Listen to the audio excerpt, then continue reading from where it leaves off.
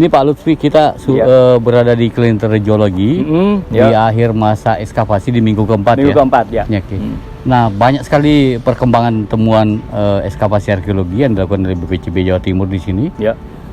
Terutama kita di mana kita berada ini adalah yang kita memperkirakan bahwa ini adalah pintu gerbang. Pintu gerbang menuju ke Yoni. Ya. Yoni Klinterjo. Yoni Klinterjo. Nah, kenapa kita berani, bukan berani, kenapa kita menduga bahwa ini adalah pintu gerbang? Karena kita melihat gejala temuan struktur arkeologi yang ada, itu mengikuti alur seperti yang ada di Candi Bajang Ratu. Ya. Jadi kemungkinan besar ini juga adalah sebuah pintu gerbang yang kalau memang dia gerbang yang terdekat dengan tempat suci, maka dia adalah gerbang Paduraksa. Iya. Ya, artinya di luarnya lagi masih ada 2 lagi. Ya, betul. Ya. Betul. Tapi ini sudah lapangan, Pak. Ya. Jadi tidak mungkin lagi saat ini kita gali, karena waktu sudah habis juga. Mungkin perlu kita proyeksikan ke depan. Betul, sepakat. Ya, jadi temuan yang utama adalah ada bangunan yang di sebelah baratnya Yoni Klinterjo. Kemudian di luar sini sebelah baratnya lagi ada pagar yang kemudian ada nyambung diduga dugaan gapura ini. Nah, ini saya minta itu dijelaskan dulu, Pak. Apa dasar kita yang kuat sebenarnya di samping yang saya sampaikan tadi, sehingga kita bisa menyebutnya bahwa dugaan kita adalah pintu gerbang. Iya. Memang kita berangkat pertama dari sesuatu yang tidak pernah kita duga, Pak Said. Iya. Jadi pada waktu membuka bagian barat dari Yoni Klinterjo itu, kita sebenarnya berharap mendapatkan pagar utama. Ketika mendapatkan struktur yang orientasinya utara selatan, nah kita merasa mungkin ini adalah bagian pagar itu. Karena pada bagian selatannya itu juga membesar. Ternyata bagian yang membesar itu ternyata adalah bagian sudut dari struktur yang ada di situ yang diperbesar. Ini memang merupakan bagian yang umum pada masa Majapahit. Misalnya saya tunjukkan ada pada bagian halaman Candi Jabung di Probolinggo. Itu kita masih mendapatkan bagian sudut yang diperbesar. Nah, ternyata ini kita temukan di sini. Menyerupai bastion ya, Pak, kalau benteng. Betul. Jadi itu nanti ke atas seperti menara kecil begitu. Apakah sama dengan yang disebut dengan menara kulkul yang tempatnya kulkul di Bali? Oh, tentu beda. Beda lagi ya. Kalau kulkul yang ada di Bali itu sebenarnya yang kita punya dekat secara arsitektural itu adalah Menara Masjid Kudus. Iya betul. Nah, itu mirip bentuknya seperti Balai Kulkul di Bali. Nah, kalau ini agak berbeda karena dia masif, tidak ada ruangan di situ. Iya. Nah, kemudian ternyata pada bagian yang diperlebar itu ada struktur yang mengarah ke barat. Dan kita ikuti itu ke barat. Dan ternyata kita mendapatkan setelah melewati saluran irigasi itu, kita mendapatkan sambungannya di sebelah barat. Dan yang unik lagi, pada bagian yang ke arah barat itu juga terdapat sudut yang diperbesar lagi. Ya, kayak bastion lagi. Iya. Jadi ini rupanya adalah 2 bagian yang di sisi timur dan sisi barat yang merupakan ruang tersendiri itu. Nah, uniknya lagi dari struktur yang paling barat itu kemudian nyambung lagi ke arah selatan. Hanya beberapa meter dan melebar lagi, Pak. Nah, setelah kita ikuti dengan dibukanya kotak galian yang di sini, ternyata struktur yang terlihat itu menunjukkan adanya gejala munculnya denah atau bagian dasar dari gapura. Ya, ada menyudut ya. Dengan beberapa kali sudutan ini. Nah, ini terbayang bagaimana gapura Bajang Ratu. Dia juga mempunyai pola yang hampir sama. Bagian depan itu agak sempit, kemudian mundur ke belakang itu melebar lagi. Mundur lagi semakin melebar. Nah, ini sama dengan bagian utara dari sisi ini. Ya. Itu, Pak Said. Jadi pintu masuknya kecil. Ya, betul. Tapi bangunan gerbang ini besar karena dia mempunyai bagian kanan dan kiri, kemudian ada ruangan di tengah, seperti relung begitu, dan di atasnya ada atapnya. Ya. Itu Paduraksa. Betul.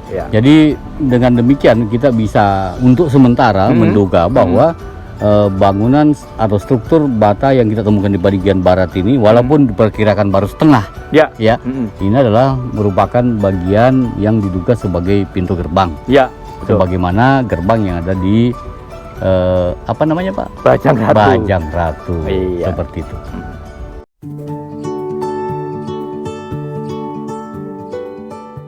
Pak Said, Ya. ini ada bagian yang menurut saya kok agak aneh ya di sini. Ya. Mengapa struktur yang kita temukan ini kok ditutup dengan plastik? Ya. Bahkan sebagian sudah diuruk. Ya, Gimana ya. itu Pak? Gini Pak Lutfi, jadi memang di arkeologi, dalam penggalian arkeologi, apabila kita selesai menggali, sudah menemukan data yang kita butuhkan, maka sebagian daripada kotak itu akan kita timbun kembali. Nah, mengapa Pak? Kan bukannya itu sayang ya, sudah diungkap tapi kok tutup kembali? Jadi tutup kembali karena belum bisa direkonstruksi pada saat itu juga. Jadi masih butuh waktu. Jadi agar dia tidak rusak, dikasih plastik dulu, baru timbun tanah kembali. Ini bagian-bagian nanti yang akan ditutup pasti dikasih plastik semua. Apakah ada hubungannya dengan kepemilikan lahan? Salah satunya karena ini bukan miliknya Kemendikbud, maka statusnya harus diperjelas dulu sambil menunggu itu ditutup dulu. Apalagi kita tahu bahwa ini adalah bagian daripada lapangan bola. Nanti kalau terbuka, bisa ternak jatuh ke situ, anak-anak main juga bisa jatuh ke situ. Jadi langkah pengamanannya adalah ditutup dulu. Nanti bisa dibuka lagi. Dengan menggunakan plastik itu lebih mudah, tahu batasnya. Ini batas timbunannya. Seperti itu ya Pak ya. Terima kasih Pak Said. Sama-sama. Ini Pak Lutfi, kita sekarang ada di sebelah timurnya daripada pagar yang ada di bagian barat. Bagian barat. Nah, ini jadi berada di antara pagar dengan Yoni Kelinterjo. Ini ada struktur. Ini sudah ketemu posisinya, sudutnya sudah ketemu. Jadi kelihatan bahwa dia sebuah bangunan tersendiri, dan sudutnya dibuat kayak bastion tadi itu. Nah, mungkin yang perlu kita bahas ini apa sebenarnya, bangunan apa, dan kira-kira kaitannya dengan Yoni Kelinterjo ini, ataukah fungsinya bangunan ini kira-kira apa? Sebenarnya kalau mau bicara masalah fungsi agak berat Pak ya, karena untuk fungsi itu kan kita harus punya data yang lebih lengkap lagi. Tapi paling tidak kita bisa melihat posisinya dia. Karena struktur ini ada di dalam dugaan kita halaman utama, artinya berdekatan dengan bangunan Yoni Kelinterjo sendiri, tentu dia mempunyai fungsi penting. Nah, salah satu bangunan yang diizinkan atau sering berada bersamaan dengan bangunan suci utama, itu bisa kita lihat antara lain kalau kita pergi ke Candi Panataran di Blitar. Itu di halaman utama juga terdapat sisa-sisa struktur yang ada pada halaman utama itu. Nah, kalau dalam bahasa arkeologinya sering kita berhadapan dengan apa yang disebut sebagai mandapa. Mandapa ya? Bukan pendopo itu Pak? Nah, ini keterangannya singkat sebenarnya. Jadi mandapa itu penyebutan dalam bahasa Sanskerta. Kemudian dalam lidah orang Indonesia, khususnya lidah Jawa, itu menjadi pendopo. Jadi memang ada perubahan bunyi di situ. Tapi intinya sama. Tetapi yang penting lagi adalah bahwa mandapa itu sebenarnya bukanlah bangunan utamanya, tapi dia merupakan bangunan tambahan yang ditempatkan pada halaman penting itu. Fungsinya antara lain, adalah untuk penyiapan upacara. Segala-galanya diatur di situ dulu. Betul. Karena pada bagian penting itu tidak boleh lagi ada orang yang lain kecuali Brahmana dan orang tertentu yang boleh memasukinya. Gitu. Jadi ini adalah bagian yang sudah disiapkan supaya lancar dalam upacara itu. Nah, itu mandapa. Mandapa ya. Kalau bahasa kerennya ya auxiliary building begitulah. Gitu. Jadi dia ditambahkan memang. Tapi bisa jadi pembangunannya juga sejaman dengan bangunan utamanya. Apakah memang setiap tempat suci, tempat peribadatan gitu harus selalu ada mandapa? Kalau dikatakan harus, tentu jawabannya belum tentu. Belum tentu. Ya, karena sifatnya adalah bangunan tambahan, maka sangat bergantung dari tingkat kepentingannya. Kalau ruang yang disediakan untuk bangunan utama itu tidak luas dan tidak memungkinkan adanya bangunan tambahan, tentu saja tidak akan ada tambahan bangunan. Tapi kalau memang ruangnya masih luas, masih bisa ditambahkan. Oke. Dan yang menarik Pak Said, mandapa ini biasanya kita dapatkan pada bangunan-bangunan masa Hindu-Buddha yang bagian halaman utama itu relatif luas. Halaman utamanya luas, luas gitu? Ya. Ketika halaman utamanya tidak luas, maka yang ada hanya bangunan utamanya. Biasa juga ada kelir, beda itu. Oh, beda. Kalau misalnya ada kelir atau bangunan yang menutupi gerbang, itu pun sebenarnya pada masa Hindu-Buddha tidak selalu dominan. Nah, tapi pada masa lebih muda itu berulang-ulang muncul. Nah, ditambah lagi kalau halaman utama itu luas, maka bisa juga muncul candi apit. Candi apit ya. Ya, di kanan kiri itu bisa muncul gitu. Ada candi wahana lagi. Candi wahana, plus candi perwara. Ya. Misalnya kalau kita melihat Candi Badut yang cukup tua dari Malang, itu sebenarnya candi induk, itu di depannya ada 3 candi perwara. Walaupun tertimbun ya salah yang satunya. 2 tertimbun, yang satu sudah dibuka gitu. Jadi ini catatan kita. Satu lagi di Malang juga ada Candi Kidal. Candi Kidal, itu di depannya juga ada sisa dari struktur yang memanjang. Betul. Nah, inilah yang kemungkinan juga sama dengan di sini, fungsinya sebagai mandapa. Ya, betul. Gitu. Nah, ini mungkin yang saya teringat karena menyebut Candi Kidal. Ya. Kita tahu posisi Candi Kidal sekarang kan lebih rendah juga. Ya, betul. Ini mirip dengan Yoni Kelinterjo nih. Iya. Gimana kira-kira Pak nih penjelasannya nih? Ya, sebenarnya ini memang pekerjaan rumah kita yang belum selesai ya. Kita masih mencoba untuk mencari jawabannya. Mengapa bangunan utama itu posisi sekarang itu relatif lebih rendah dibanding tanah yang ada sekitarnya, termasuk Candi Kidal juga. Nah, apakah memang pada masa lalu, katakan 8 abad yang lalu, itu tanah di bagian barat ini dulu lebih rendah? Mungkin saja, karena juga terjadi sedimentasi selama sekian abad. Jadi semakin tinggi posisinya. Jadi PR kita adalah sebenarnya pertama harus mendapatkan lapisan tanah asli atau myveld dari bangunan utama ini. Nah, kemudian juga myveld itu kita cari pada halaman-halaman berikutnya. Itu PR-nya di situ. Nah, ini yang saya perlu sampaikan Pak, bahwa mungkin bukan karena perbedaan ketinggian, atau mungkin memang diposisikan seperti itu, atau ada perlakuan lainnya. Apakah dia dijadikan sebagai samudra mantana atau apa seperti itu? Ya, saya juga awalnya berpikir begitu. Hanya kalau memang ada potensi untuk menggunakan konsep samudra mantana, maka seharusnya pada setiap sisi dari dinding bangunan itu dia harus benar-benar rapat dan kedap air. Bisa menahan air ya. Contohnya Candi Jawi. Candi Jawi itu berdiri pada lingkungan air yang disiapkan di situ. Dan struktur batu yang di sana benar-benar kedap air. Sehingga air yang tergenang mengelilingi candi itu bisa bertahan lama. Itu tidak ditemukan di sini. Belum. Belum ditemukan di sini. Dan mungkin di Kidal juga kita tidak menemukan itu.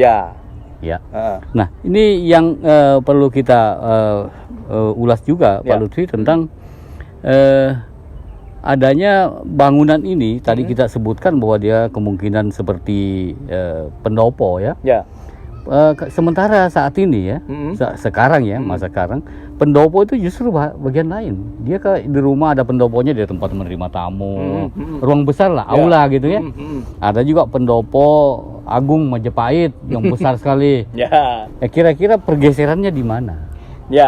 Memang kalau kita menggunakan terminologi masa Hindu-Buddha, apabila kita sepakat bahwa pendopo itu adalah bunyi baru dari mandapa, maka di sini terjadi proses perubahan fungsi sebenarnya.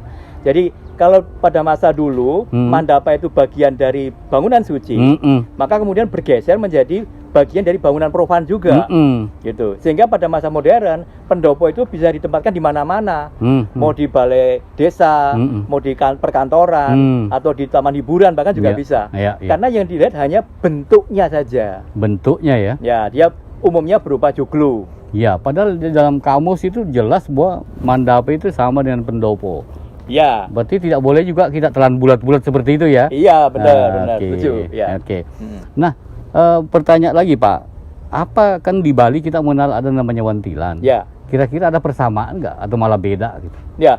Menurut pandangan saya, keberadaan balai wantilan pada pura-pura di Bali itu dalam konteks bangunan masa Hindu-Buddha hemat saya itu mempunyai fungsi yang berdekatan.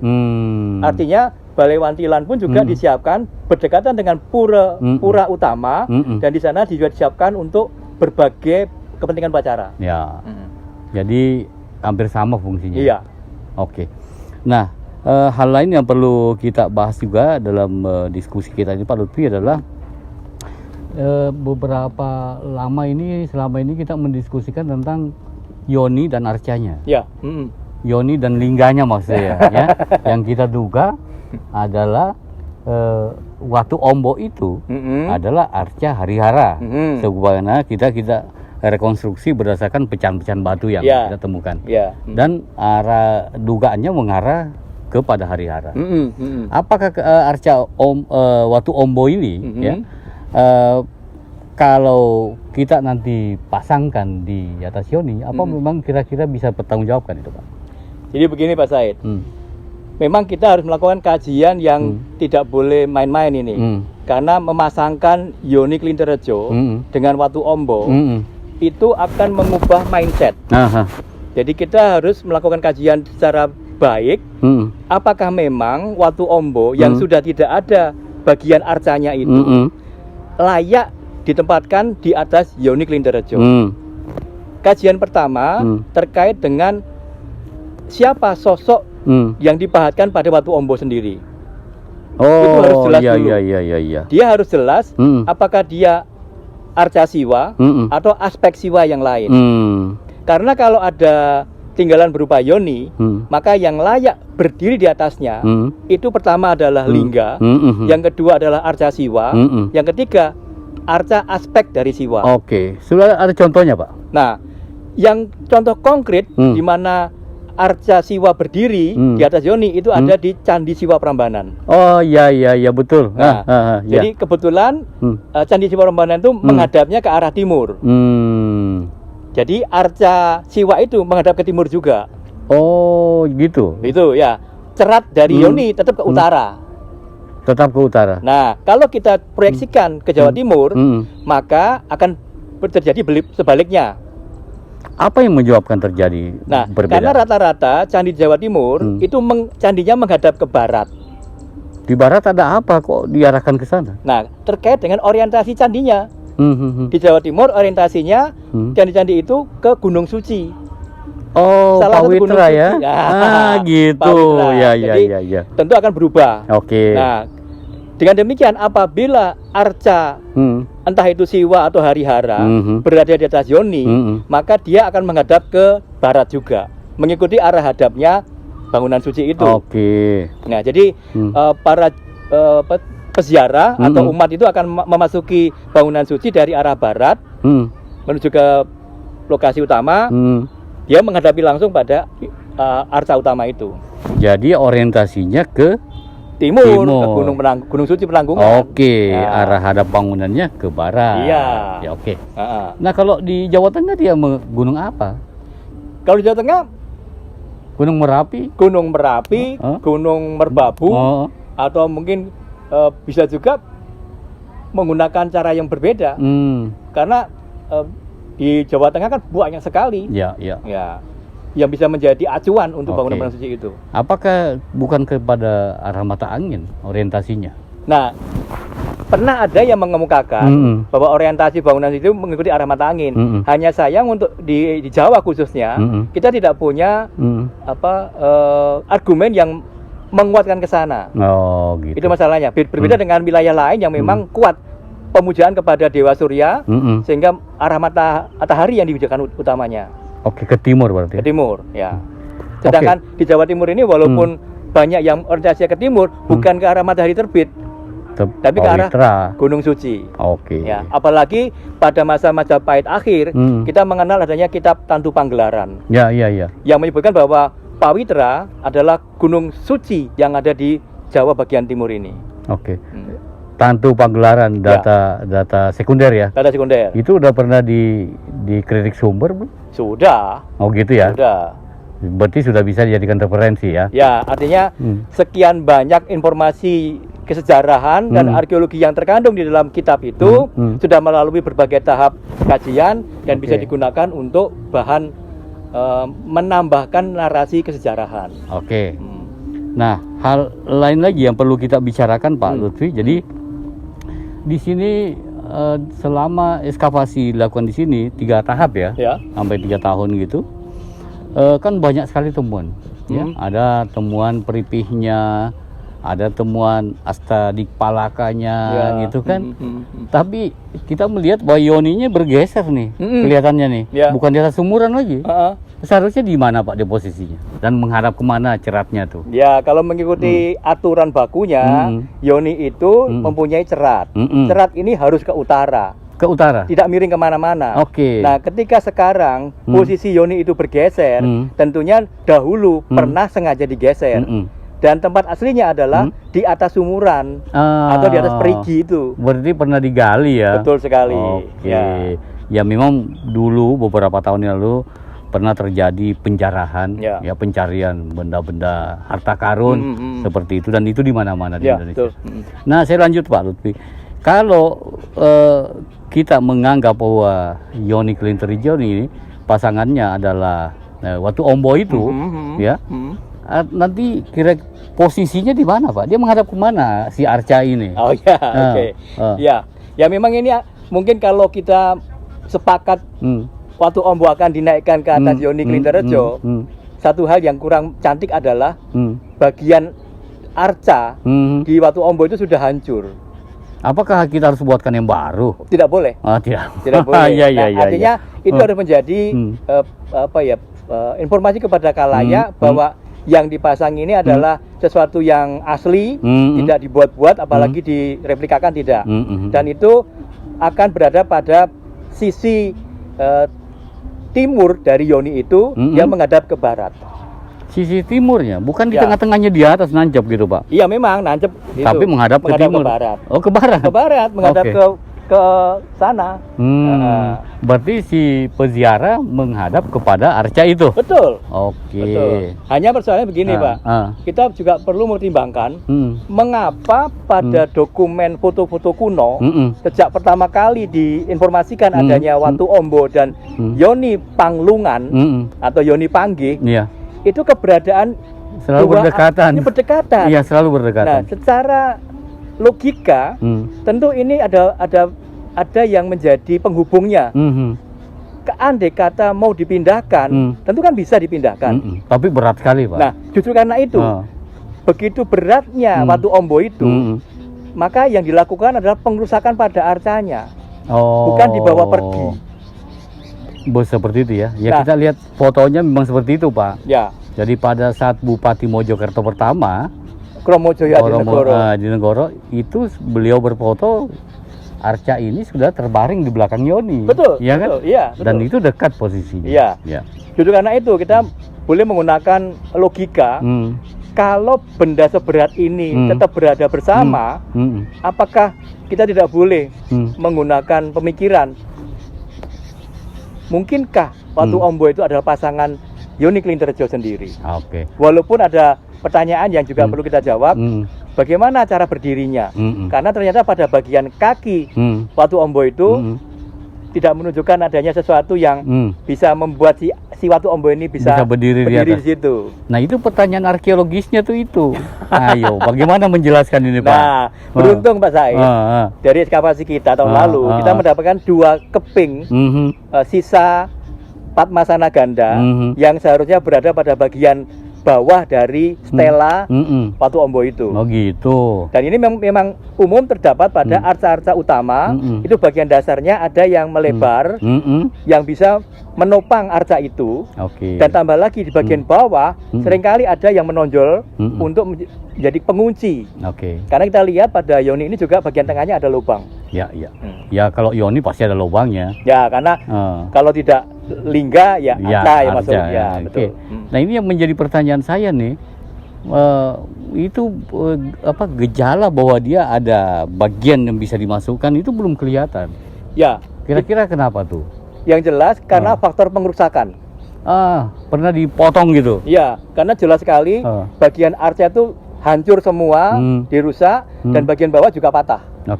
Tapi yang memang menarik, seluruhan stela itu utuh. Oke. Kalau gitu Pak Lutfi, ya walaupun kita sudah punya keyakinan seperti itu, tapi kita tetap harus secara fisiknya kita periksa, betul. Kita cermati. Betul. Jadi bagaimana arkeologi forensik bisa berperan dalam ini, bisa melihat ini dia pas nggak? Ya, betul. Ya. Jadi secara teori oke. Ya. Tapi betul. apakah kenyataannya bisa seperti itu? Harus dilakukan kajian teknisnya. Apakah memang relevan, cocok, dan memang bisa dipertanggungjawabkan. Oke. Nah, itu. Nah, seandainya memang kita tidak bisa membuktikan itu, apakah boleh terpisah penempatannya, Pak? Tidak apa-apa. Tidak apa-apa ya. Tidak masalah. Yang Tapi penting, kita harus berikan narasi. Oh, ada keterangan. Ada keterangannya. Oke. Iya. Ya, terima kasih Pak Lutfi. Jadi Sama-sama, Pak. informasi ini penting bagi kita semua. Ya. Supaya masyarakat bisa tahu kenapa seperti itu. Ya. Kenapa tidak begini? Kan biasa banyak pertanyaan tuh. Ya. Dan diikuti narasi macam-macam gitu kan. Ya. Nah, nggak apa-apa, silakan aja bernarasi seperti itu. Sebelum diakhiri Pak, saya mau tanya Pak. Ya. Oke. Apa Pak? Baru-baru ini kan BPCB juga mengekskavasi Watu Kucur. Ya. Dan di sana temuan utamanya juga yoni. Yoni juga. Nah Pak, saya cerita gimana? Apakah kira-kira ada hubungan antara Yoni Klinterjo dan Yoni Watu Kucur? Yang pasti hubungannya bahwa dia adalah menyerupai. Okay. Cuma yang di sana di Watu Kucur itu strukturnya terbuat dari bata. Jadi dia bata. Kalau di sini batu andesit. Ya. Dan di Watu Kucur dia itu konsentris bangunannya. Ya. Jadi ada kotak di tengah yang sekaligus berfungsi sebagai sumuran ya. Terus di lapis duanya ada lebih luas lagi, struktur lagi, dan luarnya lagi ada lagi. Yang terakhir yang ketiga. Yang ketiga. Oke. Dan pada bagian baratnya ada dugaan sebagai pintu. Berarti arah hadapnya ke barat. Sama dong dengan sama di sini. Sama. Orientasinya adalah Pawitra juga. Loh, sama tuh. Nah, cuma Watu Kucur ini itu yoninya tidak raya dengan ukiran, berbeda dengan ini. Apakah itu ada maknanya Pak? Pasti ada. Pak. Pasti ada. Pasti ada. Ya. Nah ini seharusnya Pak Lutfi bisa menjelaskan ya ada makna nggak kalau dia berbeda seperti ini. Ya. Sebenarnya memang menarik sekali. Arkeologi itu tantangannya banyak. Termasuk ketika kita melakukan upaya untuk membuat pertanggalan, itu kita juga bisa belajar dari langgam seni. Termasuk di sini langgam Yoni. Yoni Klinterjo itu sangat raya. Ada ornamen yang dibahatkan mengelilingi Yoni itu, bahkan ada di bawah cerat ada naganya. Ceratnya pun juga dipahat. Sedangkan yang ada di Watu Kucur itu sangat minimalis. Kita kurang beruntung karena bagian ceratnya sudah hilang. Ya mungkin ada orang yang suka Pak pada masa lalu hanya dipotong diambil. Dan konon ada ceritanya bahwa cerat itu dulu ada naga di bawahnya. Naga apa ular? Sama. Soalnya di sana banyak ular Pak. Oh iya. Nah, dari melihat kondisi yoni yang ada di Watu Kucur, itu memang kecenderungannya mengarah pada model-model yoni yang lebih tua. Berarti sebelum ini? Iya. Oke. Jadi kita boleh berbangga karena pada posisi yang dekat dengan Trowulan atau di Trowulan sendiri itu ada dua bangunan suci yang menggunakan objek pemujaan utama yoni. Dan hadapnya sama, orientasinya sama. Nah gitu. Ini saya kira bagian yang penting Pak untuk kita tambahkan bagaimana konteks arkeologinya. Masih ada yang mau ditanyakan Pak? Sudah. Oke. Baiklah teman-teman semua, jadi inilah diskusi kami tentang hasil ekskavasi yang ada di situs Klinterjo ini. Walaupun kita tahu bahwa ini belum tuntas, masih perlu ada kegiatan lanjutan dan perlu beberapa tahap lagi untuk bisa mengungkap konteks dari temuan-temuan yang ada di Klinterjo ini. Kita tahu bahwa masih ke barat lagi, mungkin sekitar 200 meter ada sungai. Nah, di antara sungai sampai ke sini itu banyak sekali singkapan temuan. Itu masih perlu diungkap semuanya. Tetapi bukan berarti pada saat kita melakukan kajian masyarakat tidak boleh memanfaatkan. Jadi sambil kita melakukan kajian atau bekerja, masyarakat tetap boleh memanfaatkan. Untuk itu teman-teman saat ini lagi melakukan penataan lingkungannya supaya apabila masyarakat mau memanfaatkan situs ini tetap bisa berlangsung dengan baik tanpa saling mengganggu antara kegiatan pelestarian sama kegiatan pemanfaatan. Jadi duanya bisa berjalan, Iya. masyarakat bisa ikut tetap melaksanakan hajatnya, bisa memanfaatkan Yoni ini atau situs ini dengan baik, dan teman-teman dari BPCB tetap menjalankan kegiatan pelindungan, pengembangan, dan pemanfaatan cagar budaya situs Kelinterjo ini. Demikian diskusi kami, mudah-mudahan bermanfaat buat kita semua. Amin. Itu Pak Lutfi ya, terima kasih. Assalamualaikum warahmatullahi wabarakatuh. Waalaikumsalam.